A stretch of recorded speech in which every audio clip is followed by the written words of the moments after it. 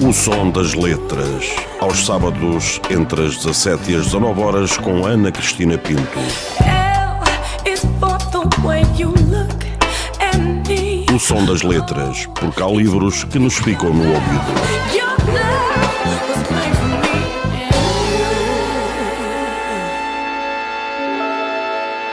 Confesso que quando eu li O Erro de Deus, as descrições que tu fazes das paisagens fazem com que o leitor se sinta transportado para lá e veja com os seus olhos da imaginação, obviamente, todos aqueles lugares. E até mesmo a forma como tu descreves as personagens é tão intensa, a tua descrição das personagens, que nós visualizamos aquelas pessoas e convivemos mesmo com as tuas personagens enquanto estamos a ler o livro, como se elas acabassem por fazer parte da família. Isto, vou-te dizer, Carlos, é uma característica que só os bons escritores é que têm, e eu tenho que te dar os parabéns por isso, porque de facto tu mostras com este livro, O Trilho de Lobos eu também li, mas como te digo, o meu coração ficou no Erro de Deus. Eu lamento não poder dizer o mesmo em relação ao Trilho de Lobos. É um bom livro, mas o meu coração ficou aqui. E de facto, estas características que tu mostras, só os bons escritores é que as têm. Não há outra forma. Já ganhei dias, já valeu a pena vir cá. E agradeço o elogio. Não, eu tenho esse cuidado de, para já, não exagerar nas descrições, quer das personagens, quer das paisagens ou do local que está a escrever.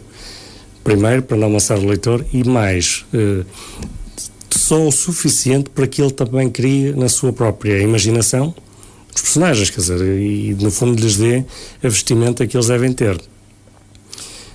Esse cuidado, sou sincero, tenho, às vezes nem sempre consigo da melhor maneira, mas porque eu quando leio, também sou crítico daquilo que leio, e portanto, se eu não gosto de ler descrições exageradas ou também às vezes pecam por falta de descrição, não é? Nós andamos ali a navegar um bocadinho à procura das personagens, de referências, etc. Mas fico contente em saber isso, de facto. Eu até passaria a ler aqui um bocadinho da sinopse deste livro, O Erro de Deus. Quando o conde Policarpo de Castelão prendeu na masmorra do Palácio dos Cisnes em segredo o jovem Bernardes, seu sobrinho e sucessor por falta de outros herdeiros, pressupôs que ao cabo de poucos meses ele iria morrer no inferno da cela que existia nos fundos do edifício do século XIX. Contrariamente a todos os que por lá haviam passado desde o tempo da escravatura, onde deixaram apenas os ossos e gritos inaudíveis, Bernardes de Castelão viveu por muitos anos. Um estranho caso de conexão com um poder sinistro fê-lo desenvolver capacidades supra-humanas, ao ponto da sua condição de homem deixar praticamente de existir. Um imigrante croata que trabalhava na Quinta dos Castelão descobriu o terrível prisioneiro, abrindo a caixa de Pandora que viria a despoltar um apocalipse, ao ponto de se tornar mais importante perguntar quem é a humanidade e só depois formular a questão: quem é Deus? E eu digo-te, este livro é absolutamente delicioso. Onde é que tu te inspiraste desta forma tão fantástica para escrever este livro? Olha, para já, devo dizer que não foi fácil escrevê-lo. E filo, a certa altura, eu tinha o livro por volta das 100 páginas e já não sabia o que havia de fazer com ele, porque a história não andava nem para um lado nem para o outro, e comecei a escrever um outro livro e juntei os dois. E juntei os dois como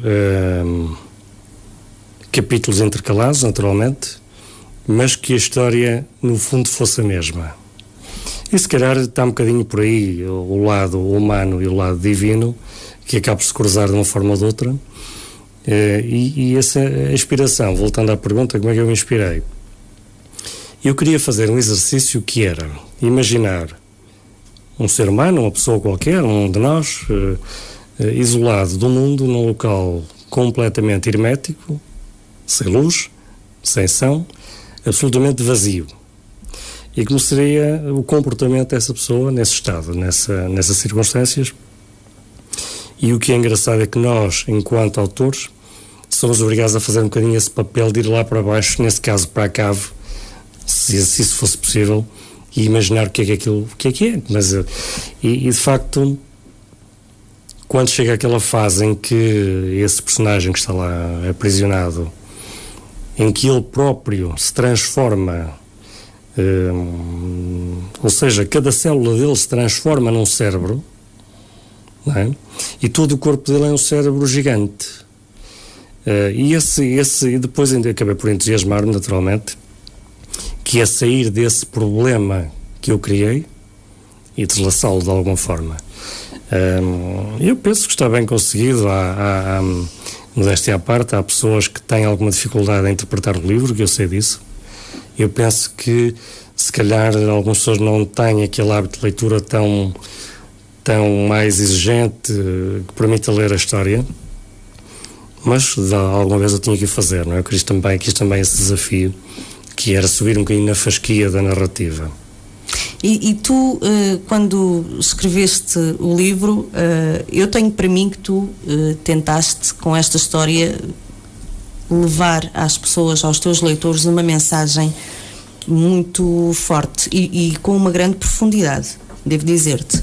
Mas eu gostava que tu me dissesses qual é a mensagem que tu tens neste livro para dar aos teus leitores, ou pelo menos aquela que tu tentaste transmitir, e a ver se foi essa mensagem que eu entendi.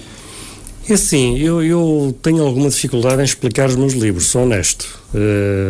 E acho que a maior parte dos autores tem essa dificuldade, porque quando nós levamos 300 ou 400 páginas a escrever uma história e depois sintetizá-la é muito difícil. Mas há sempre uma ideia básica, é evidente.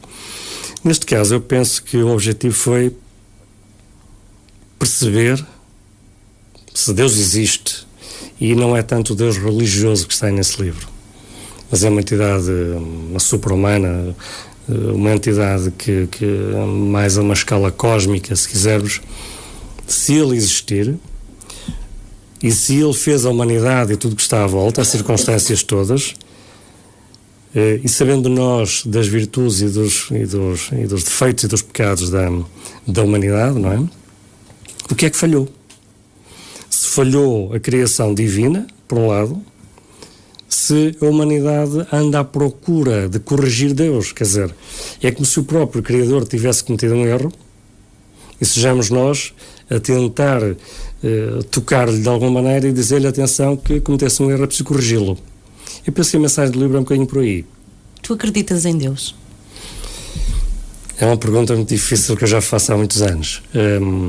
Eu acredito, e por exemplo, na mensagem do Limbo, para responder um bocadinho a isso, ela é uma mensagem, é um romance também, onde nós andamos ali na linha do real e do sobrenatural.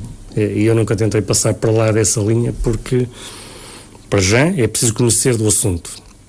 Eu confesso que não conheço, nem quero, acho eu. Mas, se Deus existir de facto, no conceito que eu entendo que ele possa existir, eu acho que Deus é o somatório da humanidade toda. E não tanto uma entidade que faz uma espécie de supervisão do que nós andamos a fazer. Não acredito tanto nisso. Eu acho que Deus é a humanidade toda somada. E aquela ideia de que existe Deus e existe diabo, eu penso que neste momento o diabo está a ganhar um zero. Não sendo pessimista, não sou pessimista, mas há coisas aí a corrigir que tem que ser feitas. Não será o diabo também parte da humanidade toda? E nós somos esta dualidade? Pois, se calhar o somatório de Deus está a ser subtraído naquela aritmética simples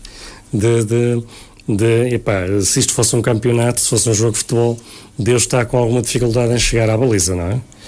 Porque o diabo, se existir, está a ganhar algum terreno em algumas frentes. Por outro lado, eu vejo coisas também, se calhar é fruto também muito da nossa comunicação social, que tem mais tendência a mostrar o diabo do que provavelmente Deus. Ou seja, tem mais tendência a mostrar as coisas menos boas da humanidade do que as outras. Porque se nós tivéssemos uma semana ou duas, se calhar, a ouvir notícias boas, eu se calhar mudaria também esta ideia que tenho, não é? Infelizmente elas é que não abundam também, não é? Pois, também é verdade, quer dizer, nós não podemos fazer de conta que as coisas más não existem. Exatamente. E existindo, Agora, há uma total, se calhar, descrença já das pessoas em corrigir ou fazer alguma coisa por isso. Mas, Carlos, para isso, para contrabalançar esse negativismo que nos chega da comunicação social, existem os escritores. Nós somos acabamos por ser os bons da história, não é? Os bons da fita, como se costuma dizer, porque muito embora às vezes as histórias possam ser mais dramáticas, com enredos mais complicados, mas a tendência é procurar um final feliz, ou se não temos esse final feliz para apresentar, temos pelo menos é essa a missão do escritor, ou é essa a definição do escritor, que eu, na minha concepção, entendo que seja assim, penso que na tua também. Se não há um final feliz, há pelo menos uma moral da história. Exatamente, correto. Não diria melhor. Eu penso que sim, o livro tem que ter uma mensagem, e como eu costumo dizer, ele tem que dar um murro no estômago. E esse murro no estômago não é no aspecto da violência, como é evidente, é no sentido em que, quando se acabar de ler o livro, a pessoa se sinta mais enriquecida e que tenha entendido alguma coisa que nas circunstâncias do dia-a-dia, na realidade, não encontra. E eu acho que o escritor tem essa função, que é pegar na realidade, muitas vezes, desconstruí-la e dar-lhe uma outra face. E essa face, nós sabemos, quer eu, quer tu, quantas vezes os nossos leitores vêm ter connosco e dizem que alguma coisa os marcou nesse livro. E basta isso, se houver um só que o faça, já é muito bom. Sim, já é muito bom. Faz com que nós sintamos que se cumpriu o propósito de escrever um livro, mesmo que uma só pessoa nos diga fez sentido para mim, não é? No fundo, nós vivemos de palavras, não é? E há alturas em que nós estamos num estado mental, emocional, às vezes de tal fragilidade, que uma palavra, uma frase num determinado contexto pode fazer toda a diferença. Pode dar aquele. Eu já tive esse exemplo pessoal, aqui há muitos anos, mas frases tão simples que nós não damos 5 cêntimos por elas, mas que naquele contexto, naquela pessoa, pode fazer toda a diferença. E há relatos de pessoas que, ao ler determinados livros ou textos, que mudam completamente ou adquirem uma forma de ver o mundo diferente. Foi por tu teres essa forma de ver o mundo diferente que começaste a escrever. Isto de escrever começou quando na tua vida? Começou muito cedo, na adolescência, e se calhar também fruto de um certo isolamento, porque a aldeia onde eu vivia ainda é hoje isolada, porque ela faz confluência com 3 concelhos, portanto ninguém lá vai se não tiver que lá ir, não há nada a fazer lá, e portanto na altura, eu penso que a maior parte das pessoas da nossa geração, que vivia no meio mais rural, tinha alguma dificuldade de contactar com a cidade, e portanto esse isolamento que de alguma forma eu sofri, fez com que procurasse criar mundos, não é? Nós, quando estamos presos, temos necessidade de criar mundos. E a forma de criar um mundo novo era escrever, porque isso aí não há barreiras, não há celas, não há nada que nos impeça. Basta querermos. Sabes que eu tenho essa ideia para comigo, que é a escassez. A escassez e o sofrimento são os melhores amigos da criatividade. Sem dúvida, sem dúvida. Concordas? Quando nós temos tudo à mão, quando temos tudo pré-feito, não precisamos mais nada. Então, nós vamos usufruir do que está, o que acontece hoje com as novas tecnologias, e e não vale a pena dizer que é só com os jovens, porque já é uma terceira idade de tal maneira envolvida com as tecnologias e perdida, embora na terceira idade entenda que muitos sofrem de uma solidão tal que o Facebook ou outra rede social é um escape e é uma forma de estar em conexão com o mundo e com outras pessoas. Mas a verdade é que nós saímos de casa de manhã, mal pomos o pé na rua, já temos tudo à nossa disposição que está feito. Não temos necessidade de fazer nada. É preciso só dinheiro e adquirir. Ora, é verdade que quando há escassez, quando nos falta qualquer coisa, e esse qualquer coisa pode ser ao nível da felicidade, por exemplo, se nos faltar a felicidade, se nos faltar a alegria, nós vamos usar o resto que nos sobra para transformar isso em algo positivo. E, portanto, eu não estou, honestamente, tenho alguma dificuldade em ver um bom escritor Se for uma pessoa plenamente feliz naquele conceito de ter tudo, eu acho que se ele não se refugiar de vez em quando, não vai conseguir. Pode conseguir escrever livros, naturalmente, muita gente escreve, mas com aquela profundidade, aquele âmago mais humano, será mais difícil. Esta história do erro de Deus, quando tu falas sobre a possibilidade de Deus se ter enganado, e quando deixas esta perspectiva em aberto às pessoas que acabam de ler o livro e elas acabam por necessariamente interrogarem-se elas próprias com esta pergunta, certo? Sim, eu acho que nós estamos num tempo em que há um déficit muito grande de reflexão. Ou seja, a sequência do que eu dizia há bocadinho, as pessoas hoje não têm necessidade de pensar sobre as coisas, e pensar sobre as coisas implica que se façam perguntas.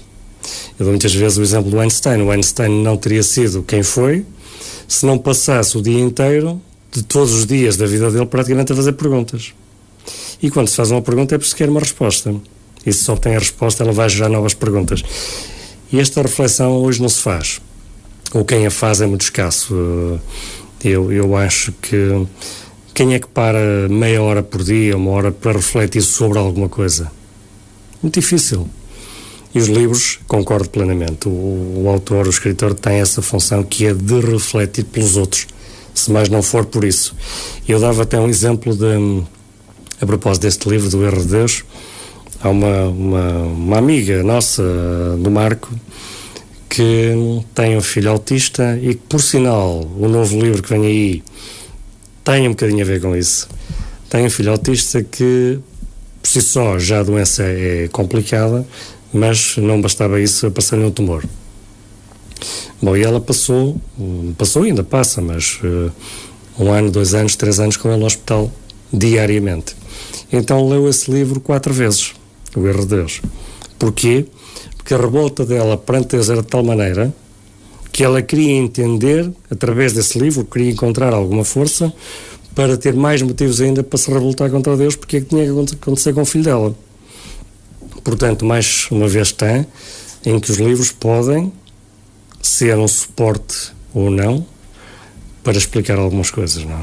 Para explicar e lá está, olha, para ser suporte, simplesmente. Exatamente. Para ser suporte mesmo, não é? Porque ler um livro 4 vezes eu não li a certeza absoluta e admiro essas pessoas, seguramente. Tu escreveste, para além do Erro de Deus, escreveste, por exemplo, o Trilho de Lobos, que é uma narrativa, a história é diferente, mas também a mesma entrega, a tua entrega enquanto escritor e a forma como tu consegues criar aqui um cenário que leva as pessoas para dentro da história é exatamente a mesma. Isso aí é um cunho teu, é a tua forma muito particular de escrever. Recentemente sei que publicaste também um livro de poesia e há pouco nós estávamos a falar deste terreno de areias movediças que é escrever poesia, porque é preciso saber escrever boa poesia, e eu queria perguntar-te onde é que tu te sentes mais confortável, a escrever a poesia ou aqui na prosa, nos romances? Não, é no romance, claramente. A poesia é algo que me acompanha desde a adolescência também. E marcou-me quando eu era adolescente, talvez com uns 15, 16 anos, em que uma professora de biologia, eu andava no 10º ano, creio eu, pedia poemas, para ele escrever poemas, e eu na altura não percebia porquê. Então, recordo-me que já nessa altura havia algo ligado à poesia, mas eu diria que é mais prosa poética, de facto. E, portanto, de uma forma ou de outra, a prosa está lá. Esse livro é uma pequena aventura que eu hesitei bastante em, como dissemos há bocado em off, hesitei bastante em publicar. Penso que não terei cometido nenhum crime literário, digamos assim, mas confesso que não é a minha especialidade. E, portanto, reservo sempre esta possibilidade de não ser bom esse livro. Mas está feito, está feito. Está feito e acredito que esteja bem feito, porque tudo aquilo que tu fazes, pelo menos no que diz respeito à escrita, é bem feito. Obrigado. Agora tu estavas a falar, espero não ter cometido nenhum crime literário. Vamos lá falar dessa coisa da literatura. Eu tenho a impressão que Portugal é dos poucos países onde nós temos estas duas gavetas para encaixar aquilo que se escreve ou aquilo que se vai escrevendo. Uma que é a gaveta da literatura, e o que é literatura vai para ali, e o que é que vai para ali? Vai para ali o António Lobo Antunes, vai para ali o Saramago, vai para ali Agostina, por exemplo. claro. Ok? Os consagrados e de preferência os mortos. Os mortos vão para a literatura. Uhum. Depois, entre os vivos, que cá andamos, boa parte não é considerada literatura, é considerada outra coisa qualquer, e depois há uns quantos. Pronto, o Lobo Antunes não morreu ainda. Peço desculpa, António. O António Lobo Antunes é um dos vivos que é considerado literatura. Mas depois todos os outros, por exemplo, vamos falar do José Rodrigues dos Santos, que vende muito, muito bem, e que não é de forma alguma literatura. Nunca nenhum crítico lhe disse ou o considerou enquanto um escritor literário. O Miguel Sousa Tavares, por exemplo, não é literatura, embora eu até acho que o Miguel Sousa Tavares já puxa bastante mais. Já puxa bastante também concordo, mais. sim. E tu tens gavetas? Tu também tens essa definição, essa distinção, aliás, clara entre o que é literatura e o que não é literatura? Tenho, eu acho que quem escreve sabe isso.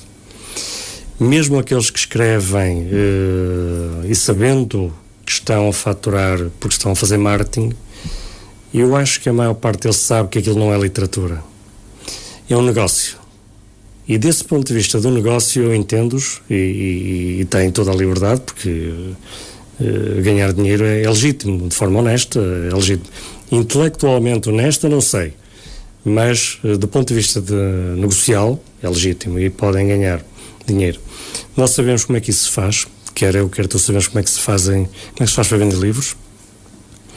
Agora, eu também não quero vender livros porque, ou seja, criar uma máquina de marketing para vender livros só porque quero ganhar dinheiro. Não, eu quero, se valer a pena aquilo que eu escrevo ser lido, que seja um processo lento, se tiver que ser. Tu queres é deixar a tua marca no mundo, certo? Tu queres deixar a tua marca na literatura portuguesa. Sabes que eu nunca escrevi, aliás, quando não eu escrevi... sejas modesto, é isso que eu quero.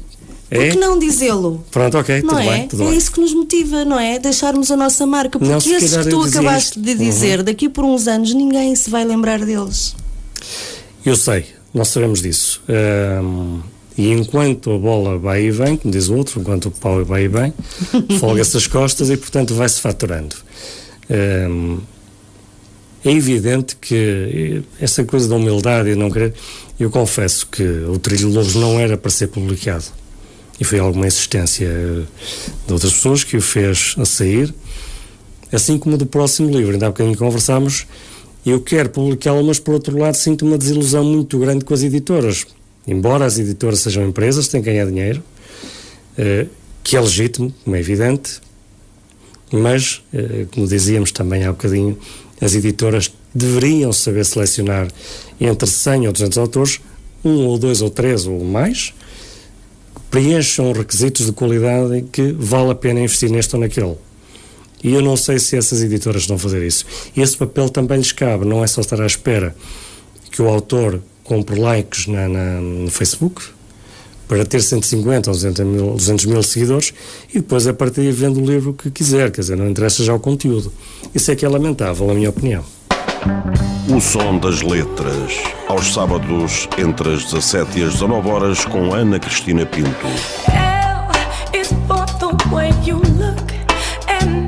O som das letras, porque há livros que nos ficam no ouvido.